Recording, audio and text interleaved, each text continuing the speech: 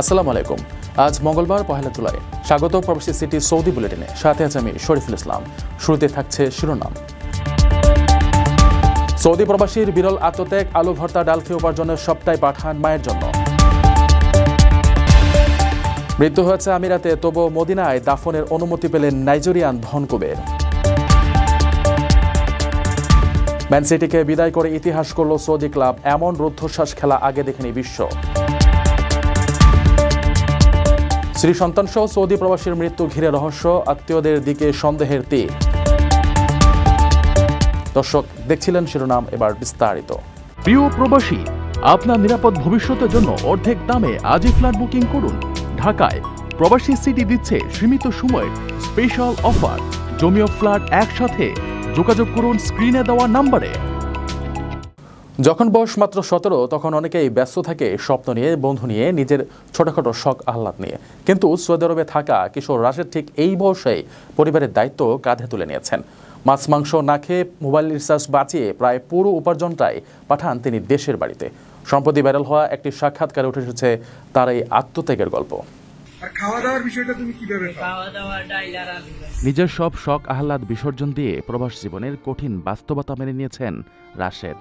আলু ভর্তা আর ডাল খেয়ে দিন পার করে উপার্জনের প্রায় সব টাকা পাঠিয়ে দেন দেশে থাকা পরিবারের জন্য। সম্প্রতি ফেসবুকে রাশেদের এক সাক্ষাৎকার ভাইরাল হলে তার এই আত্মত্যাগের কাহিনী সবার নজরে আসে। ভিডিওতে ফুটে উঠেছে পরিবারের প্রতি তার গভীর ভালোবাসা ও দায়িত্ববোধ। তুমি এত ছোট বয়সে বিদেশে কেন আসলে? পরিবারের জন্য। প্রবাসী রাশেদের বয়স 17। যে সময় বন্ধুদের সাথে দুরন্তপনায় মেতে থাকার কথা, সেই বয়সে পরিবারের হাল ধরেছেন এই কিশোর। সংসারের চাকা সচল রাখতে পাড়ি জমেছেন সৌদি আরবে। সাক্ষাৎকারে রাশেদ জানান, তিনি প্রতি মাসে 1500 থেকে 1600 সৌদি রিয়াল আয় করেন। অবিশ্বাস্য হলেও নিজের খাওয়া দাওয়ার জন্য তিনি মাসে খরচ করেন মাত্র 20 থেকে 30 রিয়াল।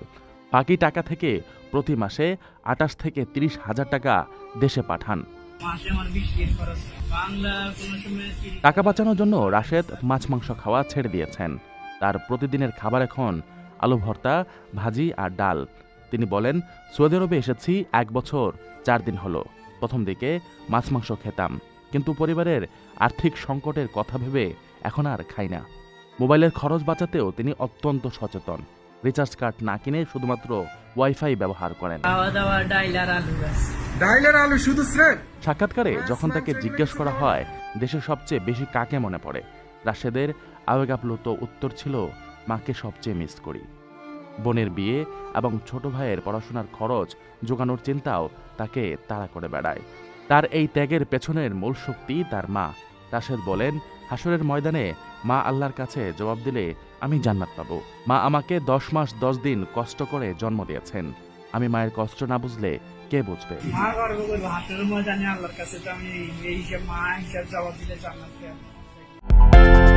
বিদেশ থেকে প্রিয়জনকে উপহার পাঠান প্রবাসী শপের মাধ্যমে। যোগাযোগ করুন স্ক্রিনে দেওয়া নম্বরে।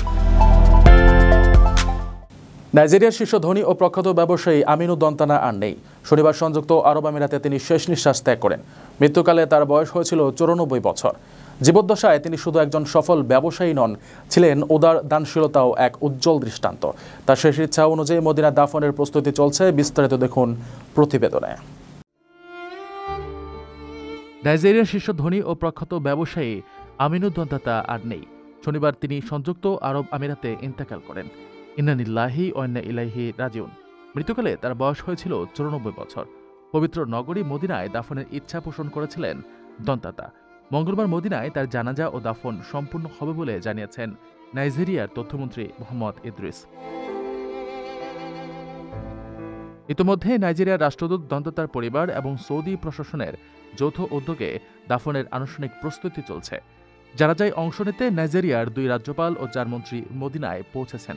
আমিনু দন্তাতা ছিলেন আফ্রিকার সবচেয়ে ধনী ব্যক্তি আলিকো ড্যাঙ্গোটের চাচা। জীবদ্দশায় তিনি রেখে গেছেন 3 স্ত্রী, 21 সন্তান ও 121 জন নাতি নাতনি। এক শোক বার্তায় নাইজেরিয়ার প্রেসিডেন্ট বোলা আহমেদ টিনুবু বলেন, আমিনু দন্তাতার মৃত্যু জাতির জন্য এক অপূরণীয় ক্ষতি। ব্যবসা, সমাজসেবা ও মানবিক উদ্যোগে তার অবদান স্মরণীয় হয়ে থাকবে। উত্তর নাইজেরিয়ার কানু শহরে দন্তাতার জন্ম। তার পিতা আল হাসান দন্তাতা একসময় পশ্চিম আফ্রিকার সবচেয়ে ধনী ব্যক্তি হিসেবে পরিচিত ছিলেন। আপনার স্বপ্নগুলো আকাশ ছুবে প্রবাসীর হেলিকপ্টারের মাধ্যমে। বিয়ে, জন্মদিন অথবা যে কোনো বিশেষ প্রয়োজনে হেলিকপ্টার ভাড়া করতে যোগাযোগ করুন স্ক্রিনে দেয়া নাম্বারে। প্রবাসীর হেলিকপ্টার, নিরাপদ ও সাশ্রয়ী বাহনের বিশ্বস্ত নাম। ফিফা ক্লাব বিশ্বকাপ বড় চমক দিয়েছে সৌদি আরবের ক্লাব আল হিলাল। বর্তমান চ্যাম্পিয়ন ম্যানচেস্টার সিটিকে 4-3 গোলে হারিয়ে ইতিহাস গড়েছেন তারা। নাটকীয় এই ম্যাচে ইউরোপীয় জায়ান্টদের বিপক্ষে প্রথম জয় তুলে নেয় কোনো এশিয়ান ক্লাব। এখন কোয়ার্টার ফাইনাল আল হিলালের প্রতিপক্ষ ব্রাজিলের ফ্লুমিনেন্স। বিস্তারিত দেখুন রিপোর্টে। ফিফা ক্লাব বিশ্বকাপে চমক দেখালো সৌদি আরবের ক্লাব আল হিলাল। বর্তমান চ্যাম্পিয়ন ম্যানচেস্টার সিটিকে 4-3 গোলে হারিয়ে টুর্নামেন্টের কোয়ার্টার ফাইনালে জায়গা করে নিয়েছে তারা। ম্যাচটি ছিল নাটকীয়তায় ভরপুর এবং শেষ পর্যন্ত এশিয়ান ফুটবলের ইতিহাসে জায়গা করে নেওয়ার মতো এক জয় ছিনিয়ে নেয় আল হিলাল। ম্যাচের শুরুটা ছিল ম্যানচেস্টার সিটির নিয়ন্ত্রণে। 9 মিনিটেই বার্নার্দো সিলভার গোলে এগিয়ে যায় ইংলিশ জায়ান্টরা। একের পর এক আক্রমণে গোলের খোঁজে মারিয়া সিটি বারবার আঘাত হানে, কিন্তু আল হিলালের গোলরক্ষক ইয়াসিন বোনো ছিলেন দেয়ালের মতো। পুরো ম্যাচে 10টি সেভ করে তিনি নিজেকে প্রমাণ করেন রক্ষণের প্রধান স্তম্ভ হিসেবে। বিরতির পর বদলে যায় চিত্র। 46 মিনিটে মার্কোস লিওনার্দো গোল করে সমতায় ফেরান আল হিলালকে। এরপর 52 মিনিটে ম্যালকমের গোলে সৌদি ক্লাবটি এগিয়ে গেল। মাত্র 3 মিনিট পরই আর্লিং হল্যান্ডের গোলে আবারও সমতায় ফেরে সিটি। নির্ধারিত 90 মিনিটে ফলাফল 2-2 থাকায় ম্যাচ গড়ায় অতিরিক্ত সময়ে। 94 মিনিটে কালিদু কুলিবালির হেডারে আবারও এগিয়ে যায় আল হিলাল। 104 মিনিটে ফিল ফোডেন গোল করে ম্যাচে ফেরান সিটিকে। তবে শেষ হাসি হেসেছে আল হিলালি। 112 মিনিটে লিওনার্দো নিজের দ্বিতীয় গোল করে স্কোর লাইন 4-3 করেন, যা শেষ পর্যন্ত ম্যাচের জয়সূচক গোল হয়ে দাঁড়ায়। এই জয়ে আল হিলাল শুধু কোয়ার্টার ফাইনালেই ওঠেনি, রচনা করেছে ইতিহাসও। এটি ইউরোপীয় দলের বিপক্ষে কোনো এশিয়ান ক্লাবের প্রথম জয় ফিফা ক্লাব বিশ্বকাপে। এবার কোয়ার্টার ফাইনালে আল হিলালের প্রতিপক্ষ ব্রাজিলিয়ান ক্লাব ফ্লুমিনেন্স। ম্যাচটি শুরু হবে শুক্রবার বাংলাদেশ সময় রাত 1টায়। প্রিয় প্রবাসী, আপনার নিরাপদ ভবিষ্যতের জন্য অর্ধেক দামে আজই ফ্ল্যাট বুকিং করুন। ঢাকায় প্রবাসী সিটি দিচ্ছে সীমিত সময়ের স্পেশাল অফার। জমিও ফ্ল্যাট একসাথে। যোগাযোগ করুন স্ক্রিনে দেওয়া নাম্বারে। প্রবাস জীবনে দীর্ঘ অধ্যায় শেষে দেশে ফিরেছিলেন মনির হোসেন, কিন্তু দেশে ফিরে একই সঙ্গে প্রাণ হারালেন তিনি, তার স্ত্রী এবং প্রতিবন্ধী ছেলে। ঢাকার মগবাজারে একটি হোটেল থেকে আনা খাবার খাওয়ার পরই ঘটে এই মর্মান্তিক ঘটনা। পরিবারের অভিযোগ, খাবারে বিষ ছিল। বিষয়টি পরিকল্পিত হতে পারে বলেও সন্দেহ। তদন্তে নেমেছে পুলিশ। ইতিমধ্যে হোটেলের ম্যানেজার ও বাবুর্চিকে জিজ্ঞাসাবাদ করা হয়েছে। তদন্তের আওতায় আনা হয়েছে মনিরের এক চাচাকেও। বিস্তারিত থাকছে প্রতিবেদনে। মনির হোসেন প্রায় 27 বছর সৌদি আরবে জীবনযাপন করেছেন তিনি। দীর্ঘদিন প্রবাস থেকে খেয়ে না খেয়ে অনেক কষ্টে টাকা জমে কেরানীগঞ্জে 2টি বাড়ি, আবাসন ব্যবসা, দূরপাল্লার বাসের ব্যবসা সহ সম্পত্তি করেছেন। প্রতিবন্ধী সন্তানের চিকিৎসার জন্য ছুটি নিয়ে এসেছিলেন দেশে। ঢাকায় ছেলে চিকিৎসা করাতে এসে হোটেলের খাবার খেয়ে মৃত্যু হয় মনির হোসেনের। শুধু মনির নন, একই খাবার খেয়ে স্ত্রী ও প্রতিবন্ধী ছেলেও মারা গেছেন। একই সঙ্গে 3 জনের মৃত্যুর ঘটনায় রহস্যের সৃষ্টি হয়েছে। পরিবারের অভিযোগ, হোটেল থেকে আনা খাবারের বিষক্রিয়া ছিল। খাবারে কে বিষ মিশেছে তা এখনও জানা যায়নি। মনিরের সয় সম্পত্তি দখল নিতে কেউ এটা করেছে, যাতে সম্পত্তি দখলে নেওয়া সহজ হয়। তদন্ত সংশ্লিষ্টরা বলছেন, প্রাথমিকভাবে ধারণা করা হচ্ছে বিষক্রিয়ায় তাদের মৃত্যু হয়েছে। তবে খাবারে কে, কখন, কিভাবে এবং কেন বিষ মিশেছে তা খতিয়ে দেখা হচ্ছে। এছাড়া মনিরের রেখে যাওয়া সম্পত্তির ওপর কার লোভ ছিল সেটিরও তদন্ত চলছে। এরই মধ্যে পুলিশ রাজধানীর মগবাজার মোড়ে অবস্থিত ভর্তা ভাত হোটেলের ম্যানেজার ও বাবুর্চিকে জিজ্ঞাসাবাদ করেছে।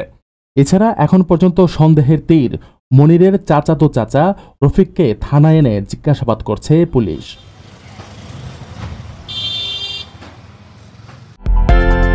বিদেশ থেকে প্রিয়জনকে উপহার পাঠান প্রবাসী শপের মাধ্যমে। যোগাযোগ করুন স্ক্রিনে দেওয়া নম্বরে। দর্শক দেখছিলেন প্রবাসী সিটি সৌদি বুলেটিন। শেষ করার আগে শিরোনামগুলো জানিয়ে দিচ্ছি আরও একবার। সৌদি প্রবাসীর বিরল আত্মত্যাগ, আলু ভর্তা ডাল খেয়ে উপার্জনের সবটাই পাঠান মায়ের জন্য। মৃত্যু হয়েছে আমিরাতে, তবু মদিনায় দাফনের অনুমতি পেলেন নাইজেরিয়ান ধনকুবের। ম্যান সিটিকে বিদায় করে ইতিহাস করল সৌদি ক্লাব, এমন রুদ্ধশ্বাস খেলা আগে দেখেনি বিশ্ব। স্ত্রী সন্তান সহ সৌদি প্রবাসীর মৃত্যু ঘিরে রহস্য, আত্মীয়দের দিকে সন্দেহের তীর। এ ছিল সৌদি বুলেটিনের আজকের আয়োজনে। প্রবাসের সর্বশেষ সংবাদ পেতে ভিজিট করুন probastime.net, সাবস্ক্রাইব করুন আমাদের ইউটিউব চ্যানেল এবং চোখ রাখুন ফেসবুক পেজে। পরবর্তী বুলেটিন দেখার আমন্ত্রণ জানিয়ে আজকের মতো বিদায় নিচ্ছি আমি শরীফুল ইসলাম। সেই পর্যন্ত সবাই ভালো থাকবেন, নিরাপদে থাকবেন। আল্লাহ হাফেজ।